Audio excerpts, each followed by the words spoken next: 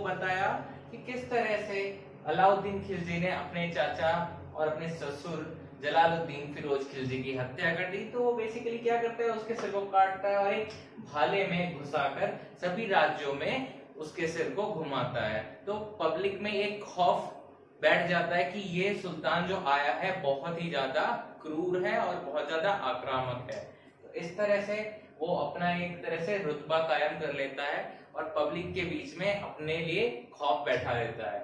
तो अब हम देखते हैं अलाउद्दीन खिलजी की क्वालिटीज क्या थी। तो बेसिकली अलाउद्दीन खिलजी ने 1296 से 1316 तक शासन किया था। इसके समय में अमीर खुसरो ने एक बुक लिखी थी जिसका नाम था सुलेमान एंड शैबा। बेसिकली एक लव स्टोरी थी। तो इसके इस रचना के जो रचनाकार थे वो थे अमीर खुसरो। तो इसी से इंस्पायर्ड होकर, सुलेमान एंड शैबा से इंस्पायर्ड होकर कहा जाता है पद्मावत लिखी मलिक मोहम्मद जायसी ने। पद्मावत में बेसिकली वर्णन किया गया है अलाउद्दीन खिलजी और रानी पद्मावती के बारे में। ठीक है, अब नेक्स्ट आते हैं पॉइंट्स, इसकी क्वालिटीज पे देखते हैं हम। तो बेसिकली ये अशिक्षित था, अलाउद्दीन खिलजी अनएजुकेटेड था। Despite of this he is a very capable ruler, बहुत ही ज्यादा योग्य शासक था और एक कुशल सैनिक भी था ये। तो गाइस अब नेक्स्ट पॉइंट में डिस्कस करना चाहता हूं आप लोगों से कि अलाउद्दीन खिलजी के दो सबसे बड़े ड्रीम्स थे। इसके ड्रीम्स थे, इसके लाइफ के सबसे बड़े ड्रीम। तो सबसे बड़े दो ड्रीम थे, तो वो थे फर्स्ट वन विश्व विजेता बनने की चाह। ठीक है, वो सिकंदर की तरह विश्व विजेता बनना चाहता था। तो बट इस पे क्या होता है, दिल्ली का कोतवाल जो था उसका फ्रेंड था बहुत अच्छा और मतलब उसका बहुत ज्यादा क्लोज भी था। तो वो था काजी अलाउल मुल्क। तो अलाउल मुल्क क्या कहता है, इसको बहुत प्यार से जाके समझाता है कि सुल्तान आपको यार ये सब करने की जरूरत है नहीं। ठीक है, तो वो उसको फाइनली उसको मैनेज कर लेता है कि वो ये सब विचार त्याग दे विश्व विजेता बनने की चाह। और क्या करता है, वो इसको टाइटल दे देता है अलाउद्दीन खिलजी को सिकंदर ए सानी का।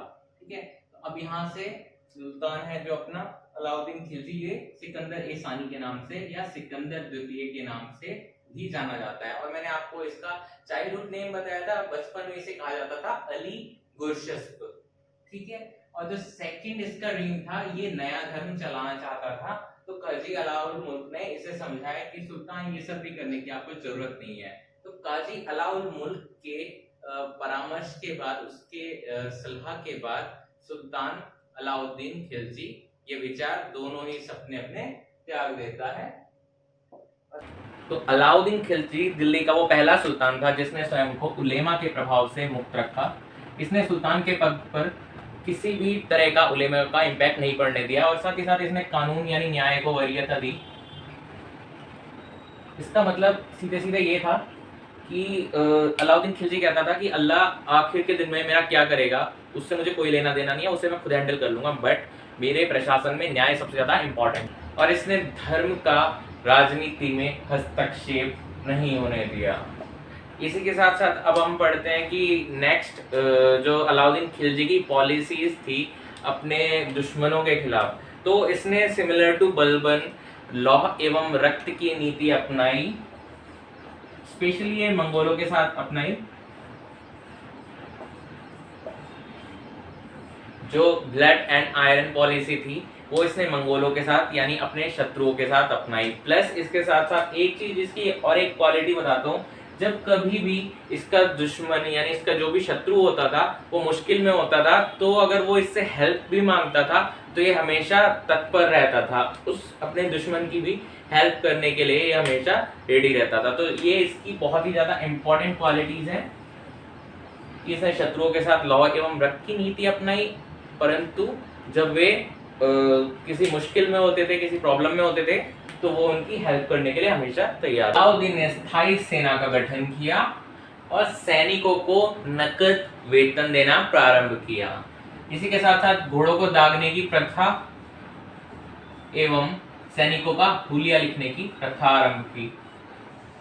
ओके, सो इसी के साथ साथ इसने क्या होता है, विद्रोह की आशंका को दबाने के लिए या समाप्त करने के लिए शराब एवं मादक पदार्थों के सेवन एवं बिक्री पर प्रतिबंध लगा दिया।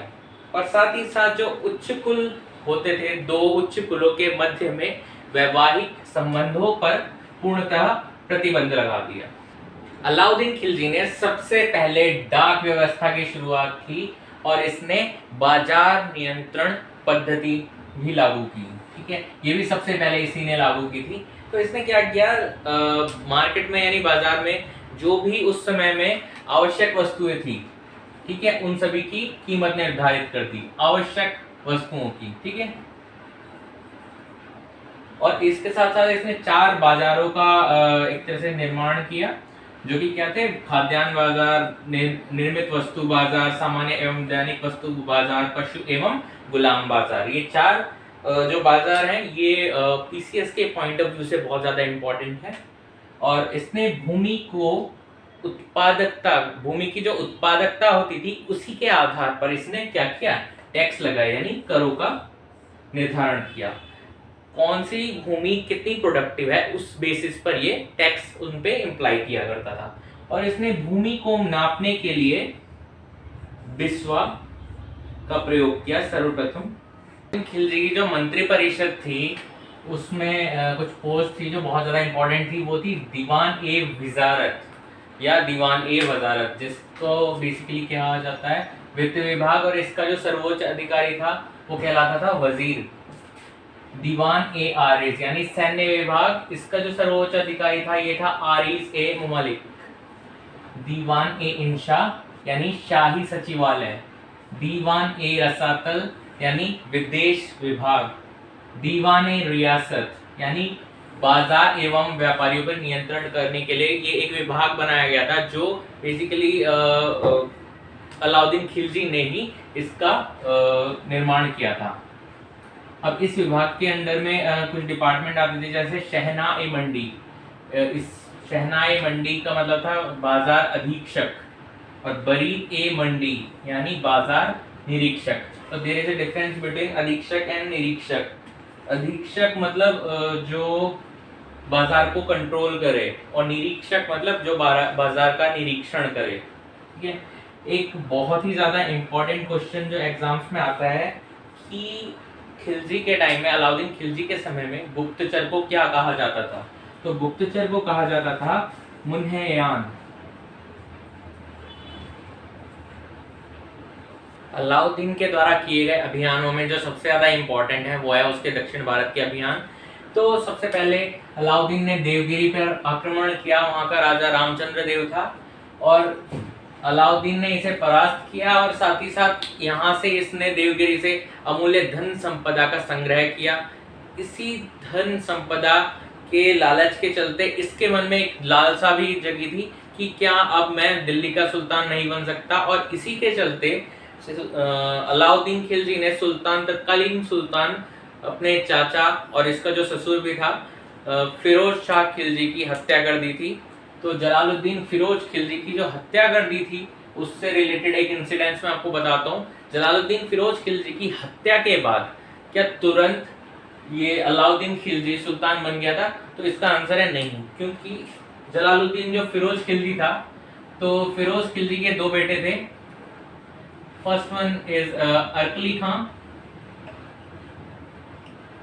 and another one is कद्र खान। जो फिरोज खिलजी की वाइफ थी उसने अपने दूसरे पुत्र यानी कद्र खान को फिरोज खिलजी की मृत्यु के बाद शासक नियुक्त कर दिया, यानी दिल्ली सल्तनत का सुल्तान नियुक्त कर। फिरोज शाह खिलजी की वाइफ ने जो डिसीजन लिया था अपने फर्स्ट यानी बड़े बेटे अरकली खान की बजाय कद्र खान को सुल्तान बनाने का डिसीजन, ये इन दोनों के लिए बहुत ही ज्यादा नेगेटिव साबित हुआ, क्योंकि दोनों भाइयों में आपस में ही फूट पड़ गई, जिसका फायदा उठाया डायरेक्टली आपके अलाउद्दीन खिलजी ने। और अलाउद्दीन खिलजी ने इसी के साथ साथ अपना बंगाल में शरण लेने का जो प्लान था इसे ड्रॉप किया और उसने सीधे दिल्ली की तरफ कूच कर दी। जैसे अलाउद्दीन खिलजी पहुंचता है तो उसके सामने शाही सेना रहती है।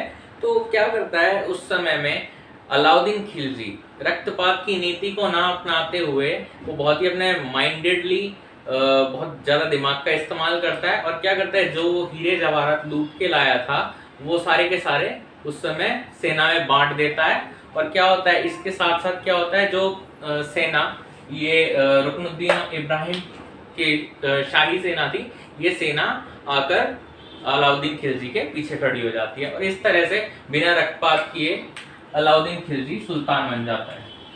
तो इसके बाद क्या है, नेक्स्ट हम देखते हैं देवगिरी अभियान।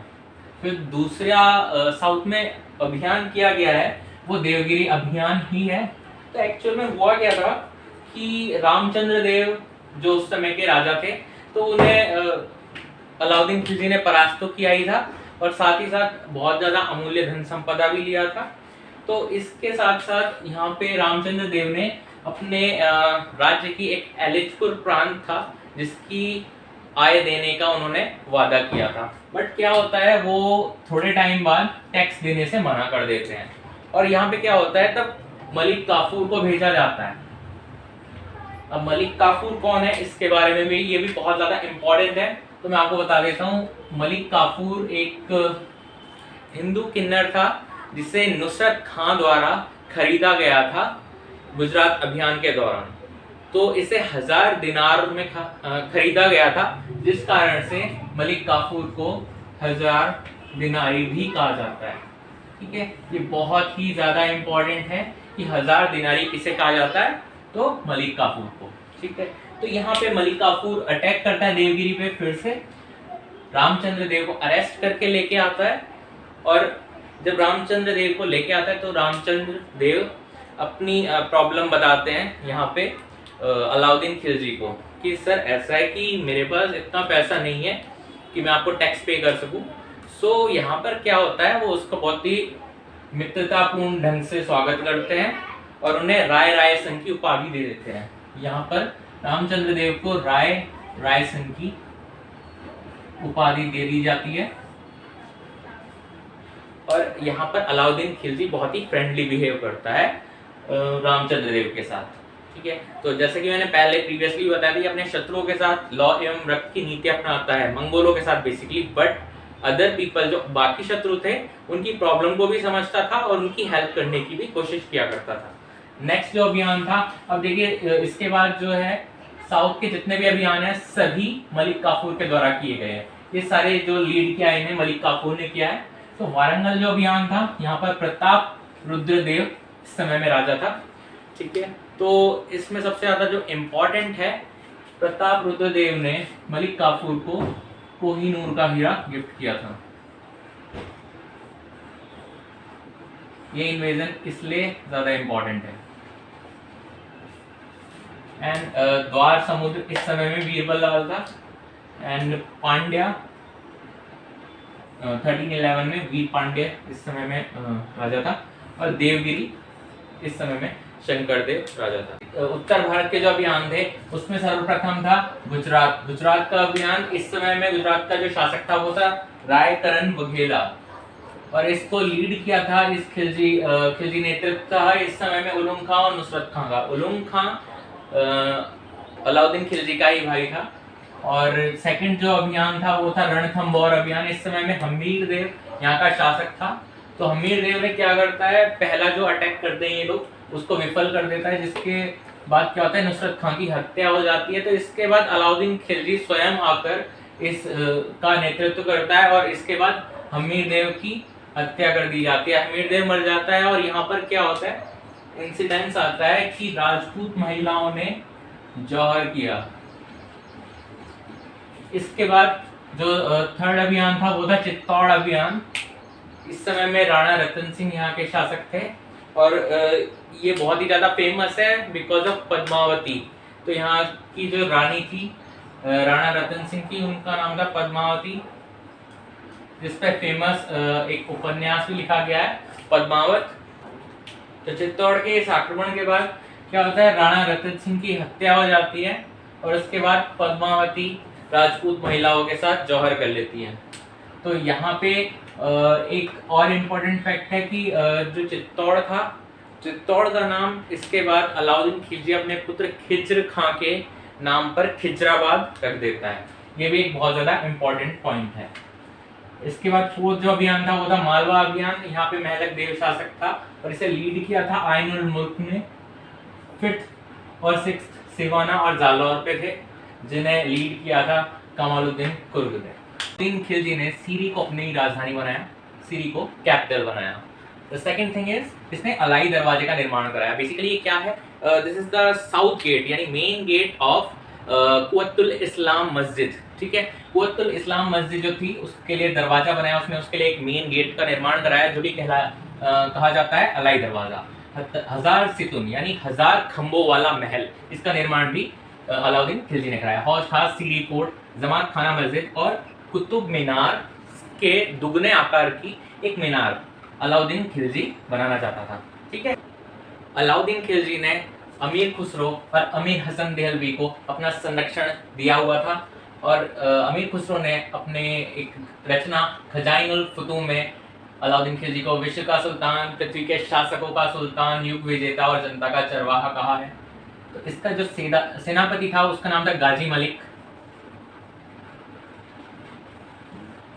और क्या होता है, बेसिकली अलाउद्दीन खिलजी जो था वो रक्तपात के और युद्ध के सिद्धांतों का उपासक था, और इसकी 4 जनवरी 1314 में मृत्यु हो जाती है। इसे उसके बाद जामा मस्जिद के बाहर दफना दिया जाता है, और इसके बाद जो मलिक काफूर था, मलिक काफूर इसके नवजात शिशु जिसका नाम शिहाबुद्दीन था, शिहाबुद्दीन को शासक बनाकर स्वयं उसका संरक्षक बन जाता है।